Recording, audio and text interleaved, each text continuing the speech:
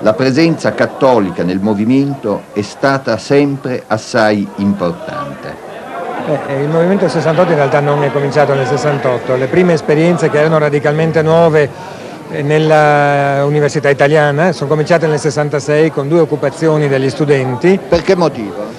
Ma erano obiettivi molto moderati e molto legalitari. La prima volta occupammo per varie settimane questa facoltà perché volevamo ottenere il riconoscimento della laurea in sociologia e in qualche modo volevamo garantire il carattere innovativo di questa nuova facoltà che rischiava di essere depauperato. La seconda volta è successa alla fine del 66, il riconoscimento legislativo l'avevamo ottenuto e occupammo contro lo statuto e il piano di studi che si voleva imporre a questa facoltà, che era una facoltà nuova, importante, diversa, però stava preparando per questo un piano di studi molto arretrato e molto tradizionale. Ma voi avevate anche la reputazione di essere gente che voleva cambiare il mondo, non solamente cambiare il piano di studi alla facoltà di sociologia a Trento. Certo, però il 68 non è stato un parto improvviso, si è arrivati a questo attraverso un processo di maturazione culturale e politica che sbocca poi nel 68 e prosegue oltre.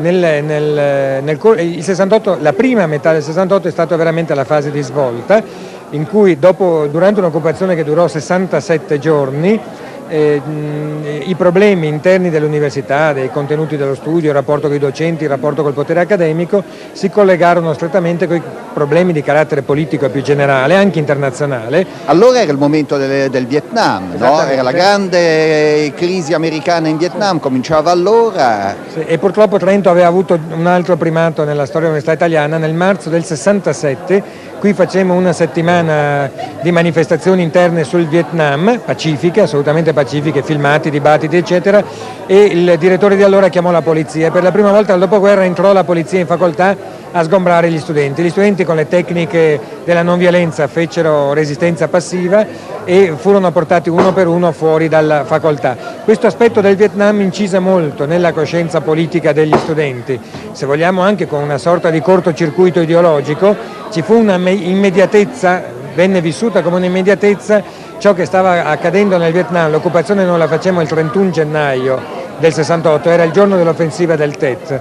In qualche modo gli studenti vissero quasi una sorta di rapporto diretto con quello che succedeva a migliaia di chilometri di distanza e quello che vivevano nella facoltà.